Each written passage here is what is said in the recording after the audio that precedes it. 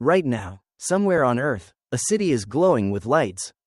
Cars move through crowded streets. Airplanes cross entire continents. Satellites orbit high above the planet.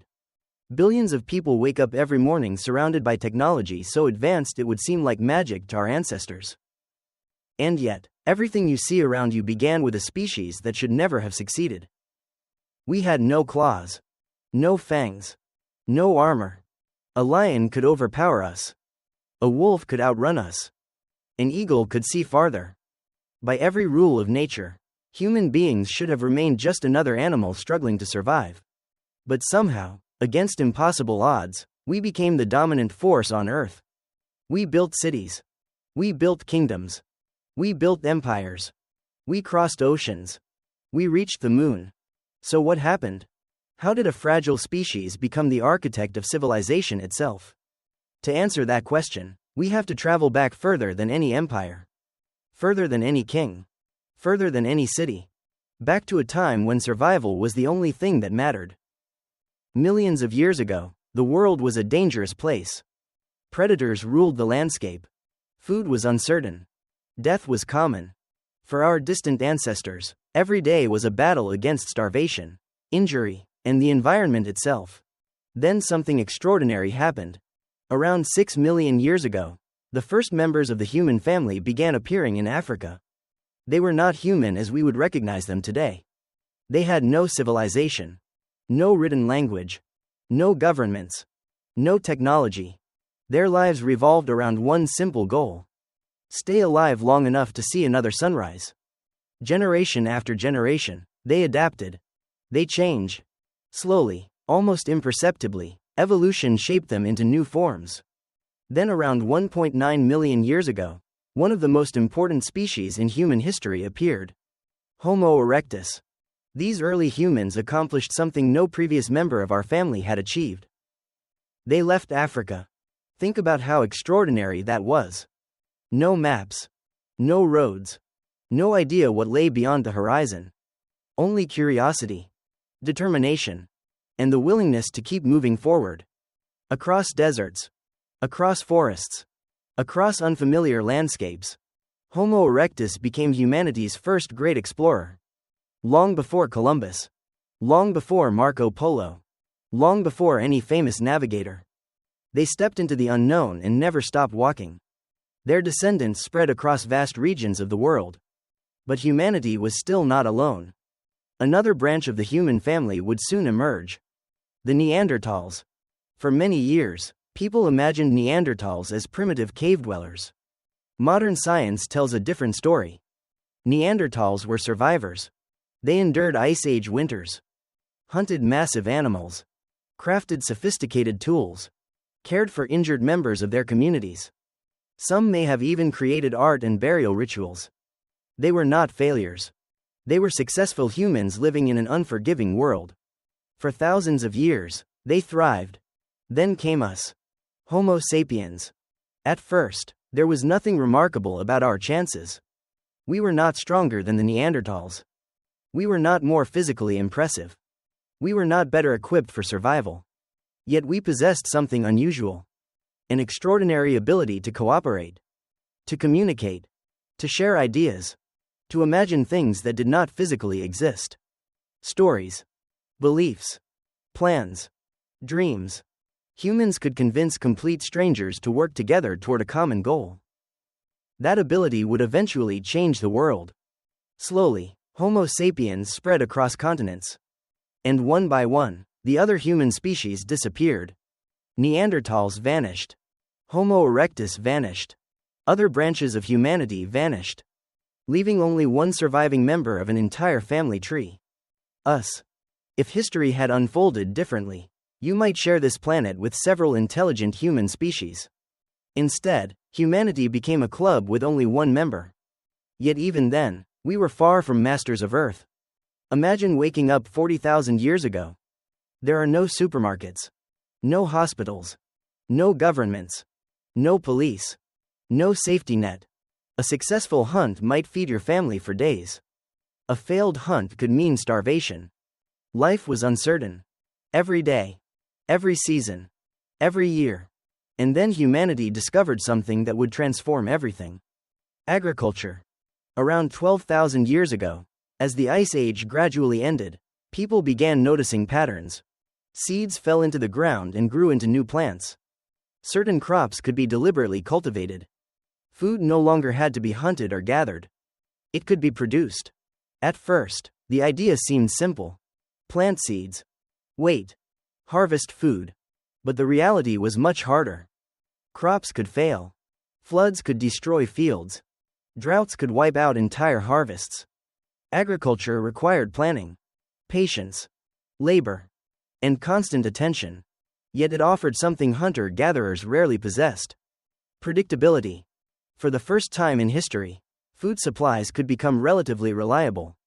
And once food becomes reliable, everything changes. Families grow larger. Communities become permanent. Populations increase. Human beings begin settling down instead of constantly moving. This transformation became known as the Agricultural Revolution. And it may be the most important turning point in human history. Without agriculture, there are no cities. Without cities, there are no kings. Without kings, there are no empires. Without empires, there is no civilization. Everything begins here. But every revolution comes with a cost. Early farmers often worked longer hours than hunters. Their diets became less varied. Their lives became more repetitive. Yet they accepted those sacrifices in exchange for stability. For the first time, humanity stopped merely adapting to nature. Humanity began reshaping it. Fields replaced wilderness. Villages appeared where forests once stood. The world was changing. And with every passing generation, those small villages became larger. Then larger still. Trade expanded. Populations increased. And eventually, humanity crossed a line from which there would be no return. The birth of the city. Imagine standing on a hill roughly 6,000 years ago. Below you is something your ancestors had never seen. Not a village. Not a camp. A city. Thousands of people living together. Smoke rising into the sky. Merchants carrying goods. Farmers arriving with grain. Workers constructing buildings. Children running through crowded streets. Humanity had created something entirely new. One of the greatest experiments in history. Its name was Uruk. Located in Mesopotamia between the Tigris and Euphrates rivers, Uruk became one of the first great cities ever built. But Uruk represented more than architecture. It represented a new way of living. For most of human history, everyone knew everyone. In small communities, problems could be solved face to face. Responsibilities were obvious. Relationships were personal. But what happens when thousands of strangers live together? Who stores food? Who settles disputes? Who organizes labor? Who protects the population? Suddenly, survival was no longer the greatest challenge. Organization was. And so humanity began creating systems.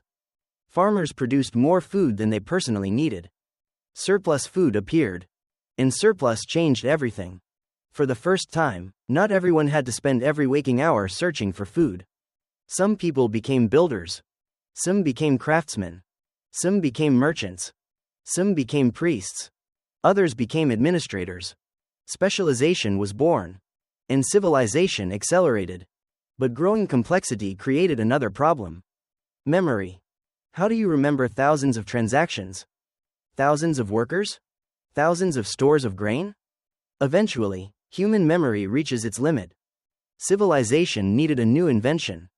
And humanity responded with one of the greatest breakthroughs in history. Writing. Ironically, writing did not begin with poetry. It did not begin with philosophy. It did not begin with epic stories. It began with accounting. Records. Inventories. Taxes. The earliest writing existed because civilization needed paperwork. Not exactly the most romantic origin story. But one of the most important. Because those simple symbols pressed into clay would eventually lead to literature. Science. History. Law. And every book ever written. Every article ever published. Every message ever sent. All trace part of their ancestry back to those first marks made in clay. Humanity had crossed another threshold. For the first time, knowledge could outlive memory itself. and civilization was only getting started. Because among the people of Uruk emerged a king whose name would survive for more than 4,000 years. A ruler who would become humanity's first legendary hero. A man named Gilgamesh. And his story would reveal a fear shared by every civilization that followed. The fear of being forgotten. Gilgamesh had everything a man could want. Power. Wealth. Authority. His name was spoken across the city of Uruk. People obeyed his commands. His achievements were celebrated. To many, he appeared unstoppable. Yet despite all of that, one thought haunted him. He was going to die. Not one day in some distant future. Not as an abstract idea. Actually die. Just like every farmer. Every merchant. Every laborer. Every king before him. Death did not care about status. It did not care about wealth. It did not care about power. And for the first time, Gilgamesh understood something terrifying.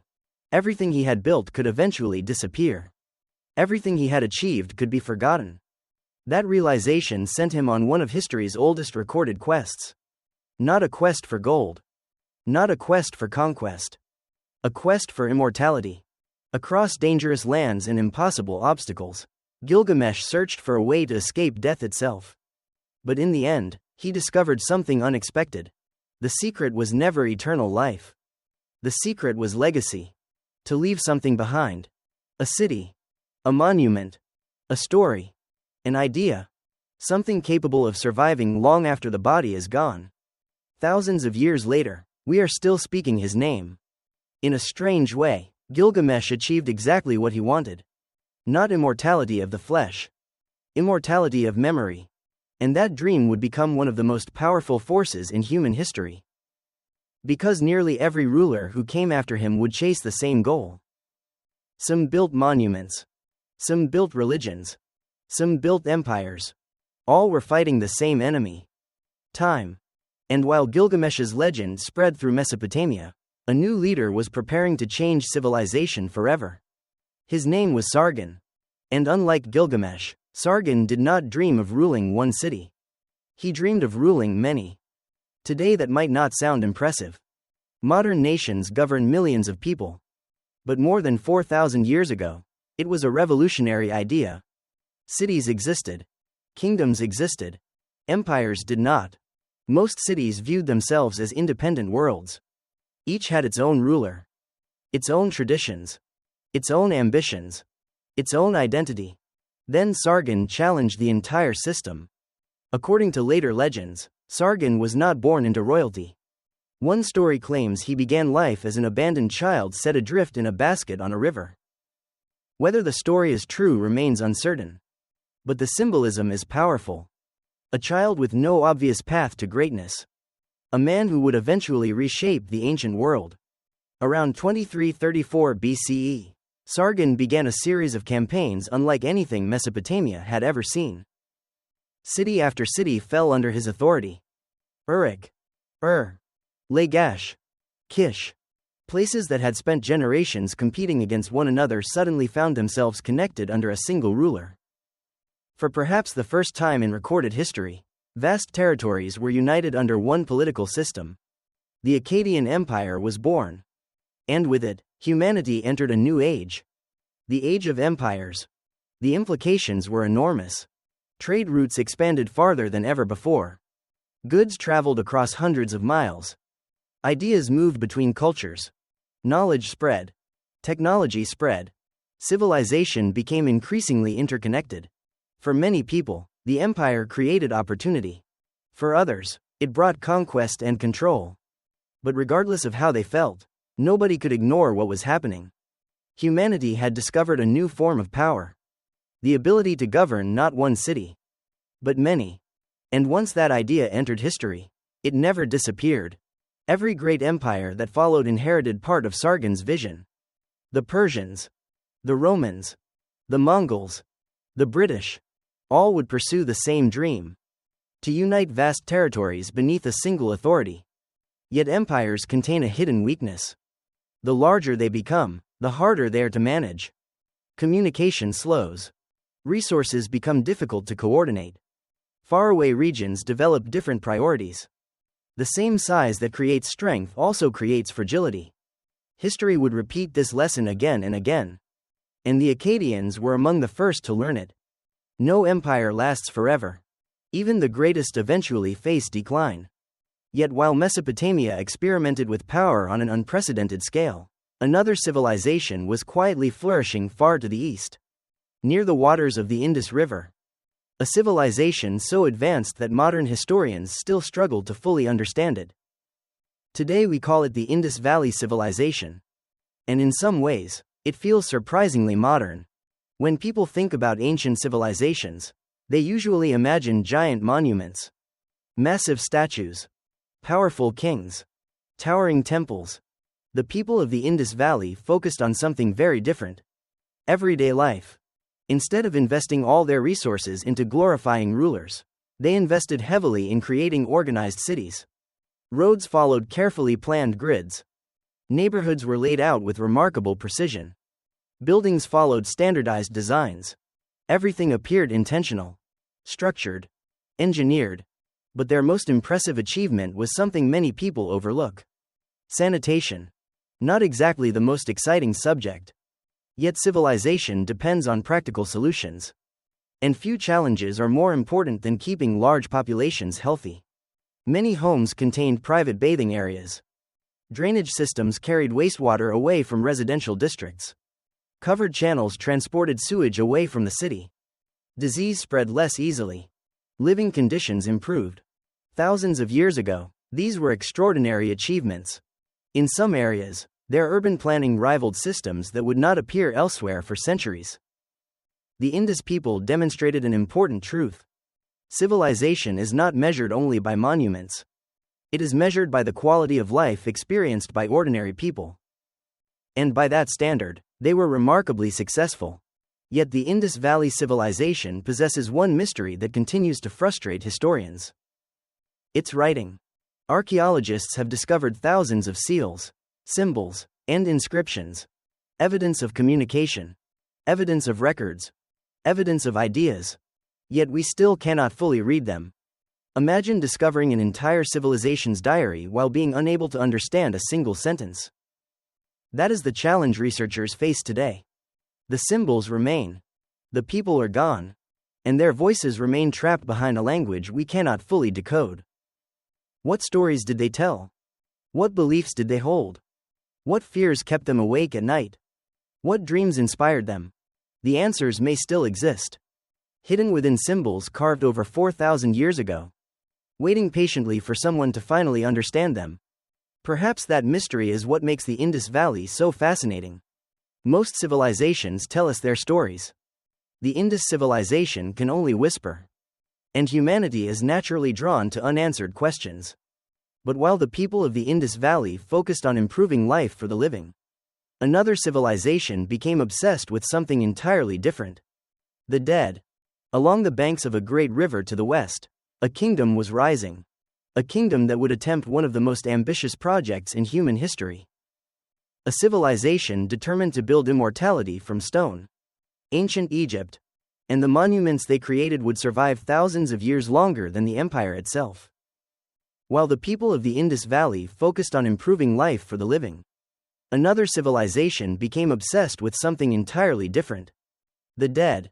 Along the fertile banks of the Nile River, a kingdom was rising that would become one of the most recognizable civilizations in human history. Ancient Egypt. The Nile was more than a river. It was the lifeline of an entire civilization. Every year, the river flooded its banks and left behind rich fertile soil. Farmers could predict the floods. They could plan their harvests. They could produce enormous quantities of food. And whenever food becomes abundant, civilization grows. Villages became towns. Towns became cities. Cities became a powerful kingdom. But unlike many civilizations, Egypt possessed something rare. Stability. For generations, the Nile continued its cycle. Flood. Growth. Harvest. Prosperity. Again and again. The rhythm of the river shaped the rhythm of Egyptian life. At the center of this world stood a figure unlike any ordinary ruler. The pharaoh. To modern people, a pharaoh may seem like a king. To the Egyptians, He was something far greater. The living connection between humanity and the gods. The guardian of cosmic order. The protector of civilization itself. Everything revolved around him. Farmers worked for him. Officials served him. Priests honored him. Soldiers fought for him. The entire structure of Egyptian society pointed toward a single individual. And like every human who had ever lived, the pharaoh feared death. But unlike most people, he believed he could prepare for it. The Egyptians viewed death very differently from many other civilizations. To them, death was not an ending. It was a transition. A journey into another world. A continuation of existence.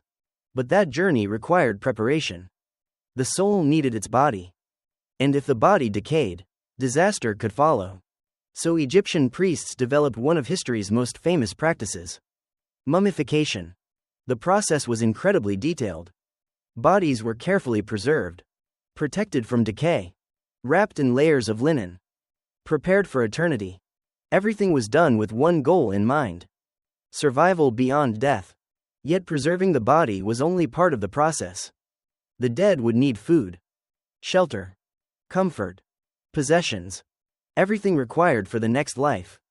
Tombs filled with jewelry, furniture, weapons, statues, and treasures beyond imagination. The Egyptians were essentially packing for eternity. But eventually a new question emerged. If a pharaoh was divine, what kind of tomb was worthy of a god? The answer would change the world forever. Around 2667 BCE, a pharaoh named Djoser launched one of the most ambitious construction projects in human history. Until that moment, rulers had been buried in relatively simple tombs. Djoser wanted something greater. Something impossible to ignore. Something that would survive long after his death. The result was the step pyramid of Saqqara. Layer upon layer of stone rose toward the sky. Like a giant staircase reaching toward heaven itself. For the people who witnessed it, the structure must have seemed impossible. Nothing of that scale had ever existed before. Imagine seeing it for the first time. A monument towering over the desert. A structure so massive it appeared permanent. A declaration carved into stone. The pharaoh may die, but his memory will not. The step pyramid transformed Egypt. Because once one ruler achieved something extraordinary, every ruler wanted something greater. Each generation tried to surpass the one before it. Each pharaoh chased a larger monument. A grander legacy. A stronger claim to immortality. Then came a ruler named Sneferu. And Sneferu was obsessed with improvement. He understood that the step pyramid was only the beginning. His architects experimented with new designs, pushing engineering beyond anything attempted before. One of their projects became famous for an unexpected reason.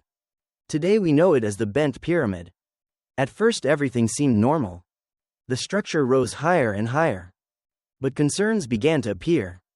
The angle was too steep. The weight too great. The risk of collapse became increasingly dangerous. Builders faced a choice. Continue and risk disaster. Or adapt. They adapted. Halfway through construction, the angle changed. The pyramid literally changed shape while being built. The result looked unusual. Almost as if the monument had reconsidered its own design. Yet failure often becomes the greatest teacher. The lessons learned from that project led directly to another. The Red Pyramid. This time the design succeeded. Stable. Smooth. Elegant. For the first time, Egypt had created what many historians consider the first true pyramid. It was a breakthrough. A masterpiece born from experimentation. But Egypt was not finished. Not even close. Because then came a ruler whose ambition dwarfed everyone who came before him. Khufu. And Khufu did not want to build a great pyramid. He wanted to build the pyramid. The monument that future generations would never forget. The structure that would dominate human imagination for thousands of years. The Great Pyramid of Giza. Construction began around 2589 BCE. What followed remains one of the most astonishing engineering achievements in history. Millions of stone blocks, many weighing several tons, quarried, transported, positioned, aligned with extraordinary precision, all without modern machinery. No engines, no cranes, No computers. Only planning, organization, skill, and an enormous workforce. Year after year, workers labored beneath the Egyptian sun. Stone after stone, layer after layer, slowly transforming an impossible vision into reality. Eventually, a monument emerged from the desert unlike anything humanity had ever seen. Rising nearly 500 feet into the sky. For thousands of years, it remained the tallest human-made structure on Earth. Think about that. Thousands of years. Entire civilizations rose and fell while the Great Pyramid continued standing. Empires appeared. Empires vanished. Languages disappeared. Religions spread across continents. Yet the pyramid endured. Watching. Waiting. Surviving. Exactly as its creator intended. Because the Great Pyramid was never merely a tomb. It was a message. A message sent across time itself. Remember me. And astonishingly, it worked. Thousands of years later, millions of people still travel across the world to stand before it. Scientists study it. Engineers admire it. Historians debate it. Khufu achieved the same dream that once drove Gilgamesh. Not immortality of the body. Immortality of memory. To survive in the minds of future generations. And in that sense, he succeeded. But while Egypt was attempting to conquer time itself, another civilization far to the east was fighting a very different battle. Not against death. Not against memory. But against nature. Because along the Yellow River, entire communities lived under the constant threat of destruction. And from that struggle would emerge one of the most influential legends in Chinese history. A man known as Yu the Great. The ruler who tried to conquer water itself. While Egypt built monuments designed to survive forever, early Chinese communities faced a far more immediate challenge. Survival. Along the Yellow River, life could be both generous and cruel. The river nourished crops, fed populations, supported growing settlements. But when it flooded, it became one of the most destructive forces in the ancient world. Entire villages could disappear beneath the water. Fields could be destroyed overnight. Years of work could vanish in a matter of hours. Generation after generation lived with the same fear. Not invasion. Not war. Nature itself. Then, according to ancient tradition, a remarkable leader emerged. His name was Yu. History remembers him as Yu the Great. Unlike many legendary rulers, Yu did not become famous for conquering enemies. He became famous for solving a problem. A problem that threatened an entire civilization. For years, people had attempted to stop the floods by building barriers. Again and again, they failed. The river simply overwhelmed them. Yu chose a different approach. Instead of fighting the water, he studied it. He traveled across vast regions, surveying rivers, examining valleys, observing how water naturally moved through the landscape. According to legend, he dedicated 13 years of his life to the task. 13 years. Imagine that level of determination. Most people struggle to focus on a goal for 13 days. Yu remained committed for 13 years. Gradually, channels were dug. Waterways were redirected. Floodwaters became more manageable. Fields survived. Villages endured. Communities grew stronger. For the people who witnessed it, the achievement must have seemed almost miraculous. Whether every detail of the story is true matters less than what the story represents. Because it introduced one of the most important ideas in Chinese civilization. A ruler should earn authority through service. Power should be justified by results. Leadership should solve problems, not simply inherit privilege. That idea would echo through Chinese history for thousands of years. From these traditions emerged what many considered China's first dynasty, the Xia dynasty. Whether entirely historical or partly legendary, the Xia became the symbolic beginning of a civilization that would influence billions of people across thousands of years. Yet while China was developing ideas about leadership, another civilization faced a different challenge. Order. Because as cities became larger, human problems multiplied. Theft, violence, disputes, property conflicts, trade disagreements. The larger society became, the more difficult it was to maintain stability. How do you create order among thousands of strangers? How do you prevent civilization from collapsing into chaos? One ruler believed he had the answer. His name was Hammurabi, and his solution would influence human history for thousands of years. Around 1772 BCE, Hammurabi ruled Babylon, one of the most powerful cities in Mesopotamia. Like many rulers, he understood a simple truth. A society without rules eventually becomes unstable. People need expectations. They need consistency. They need to know what happens when laws are broken. So Hammurabi ordered the creation of something extraordinary. A massive stone monument visible to all. Carved into its surface were hundreds of laws. Not suggestions. Not recommendations. Laws. Written rules designed to govern society. Rules about trade, property, marriage, responsibility, punishment, justice. For one of the first times in history, ordinary people could see the laws that governed them. Today that might seem obvious. But at the time, it was revolutionary. The law was no longer hidden. It was visible, permanent, public. Some of Hammurabi's laws were harsh. Extremely harsh. Punishments could be severe. Status often influenced outcomes. Ancient Babylon was far from equal. Far from perfect. Yet beneath its flaws lay a powerful idea. The rules should be written down. People should know them. And governments should follow them. That principle became one of the foundations of civilization. Because without trust, trade becomes difficult. Without trade, cities struggle. Without cities, civilization weakens. Thousands of years later, legal systems around the world still reflect ideas first explored in ancient Babylon. But while Babylon experimented with law, another power was quietly rising nearby. A civilization many people rarely hear about today. Yet one that stood among the greatest powers of the ancient world. The Hittites.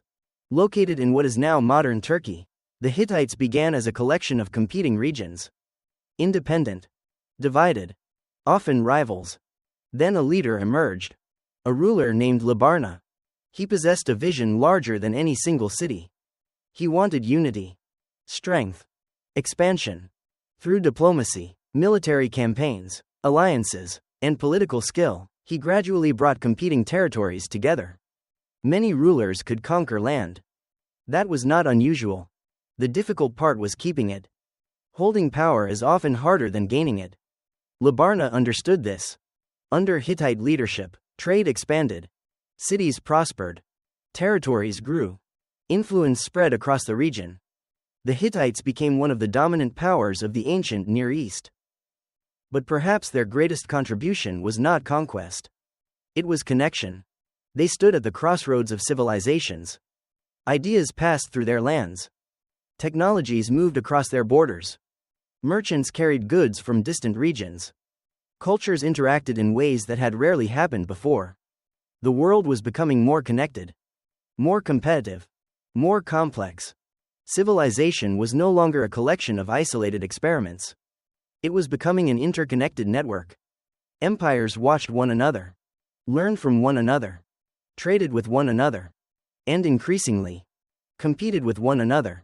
The age of isolated kingdoms was ending. The age of great powers had begun. And whenever great powers emerge, conflict eventually follows. Because history reveals a pattern that repeats again and again.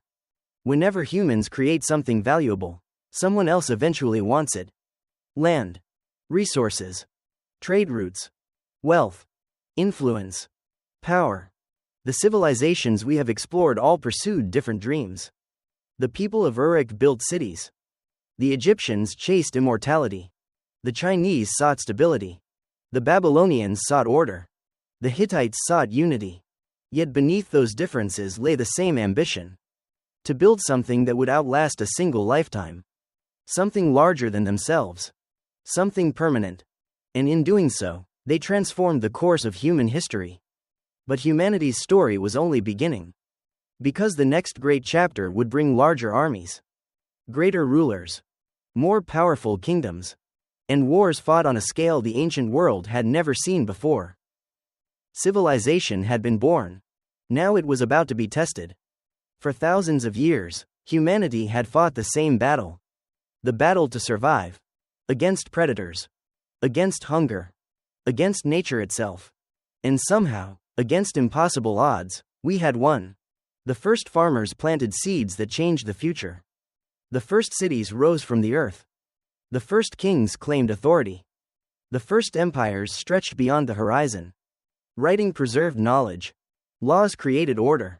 Monuments challenged time itself. Everything that defined civilization had begun to take shape. Yet history was about to reveal a difficult truth. Building power is hard. Keeping it is harder. Because as civilizations became richer, they also became more vulnerable. Trade routes carried wealth, but they also attracted rivals. Cities grew larger, but they became harder to govern. Empires expanded, but every mile of territory created new problems. The ancient world was entering a dangerous new age. An age where survival was no longer enough. An age where dominance became the ultimate goal. Across Egypt, Mesopotamia, Anatolia, and China, powerful rulers were rising. Armies were growing. Kingdoms were competing. And for the first time in history, multiple great powers stood side by side. Watching one another. Learning from one another. Distrusting one another. Soon, they would collide. And when they did, the consequences would reshape civilization itself. Legendary pharaohs would march to war. Massive chariot armies would thunder across the battlefield. Empires would rise to unimaginable heights. And entire civilizations would disappear almost overnight. The next chapter of humanity's story contains some of the greatest mysteries in history. The Battle of Kadesh. The world's first peace treaty. The mysterious sea peoples, and the collapse of the Bronze Age world. Events so dramatic that historians are still trying to fully understand them thousands of years later. But those stories belong to the next chapter. For now, take a moment to appreciate how far humanity has come. From fragile hunter-gatherers struggling to survive, to the builders of cities, kingdoms, and empires. From stone tools, to the foundations of civilization itself. If you enjoyed this journey through the origins of human civilization, make sure to subscribe and join us for the next episode. Because the story of humanity is far from over. In many ways, it is only beginning. Thank you for watching. And I will see you in the next chapter of civilization.